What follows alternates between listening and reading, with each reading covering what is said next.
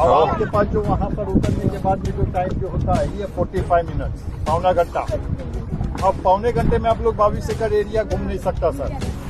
इसमें 14-15 जो पॉइंट है, मेन पॉइंट है, ये 45 मिनट्स में हो जाते हैं, लेकिन इसका मालूमात एक गाइड के जरिए पता चल जाता है। पार्किंगचे 40 रुपये तर भरावं लागतात।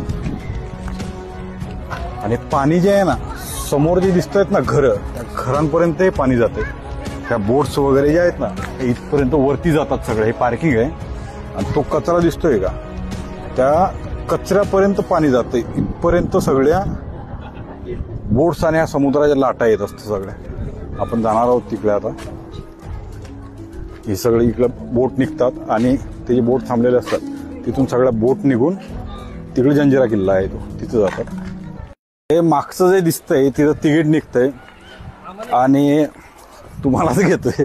हे 4 तिकीट आहे, 100 रुपये पर पर्सन तिकीट आहे बोटचं। आणि तो जो किल्ला दिसतोय तुम्हाला त्या साईडला जावं लागतं आपल्याला। त्या साईडला किल्ला आहे आणि किल्ल्यावर जायचं तिकीट आहे 25 रुपये, हे वेगळं आहे। तर हे तिकीटचं काढावं लागतं। ऑनलाईन जर तिकीट काढलं तुम्ही तर ते 20 रुपये पडतं फक्त, आणि तुम्ही जर कॅश देऊन काढलं ते 25 रुपये पर पर्सन असतं। तर आता बोटमध्ये बसणार आहोत। बोटमध्ये बसतात इथून, आणि तो जो दिसतोय समोर तो आहे जंजिरा किल्ला। आणि ते जे समोर दिसतंय त्या आगरदंडाची जेटी निघते, ती जी त्या बंदराला लागते, ती आहे दिघीचं बंदर। आणि त्या दिघीच्या बंदराला तुम्ही कोस्टल रोडने जाऊ शकता, आरवी, श्रीवर्धन, दिवे आगार किंवा हरिहरेश्वर त्या पट्ट्याला। तर हा सगळा कोस्टल रोड आहे, इथून लागणार आहे। तिथून ती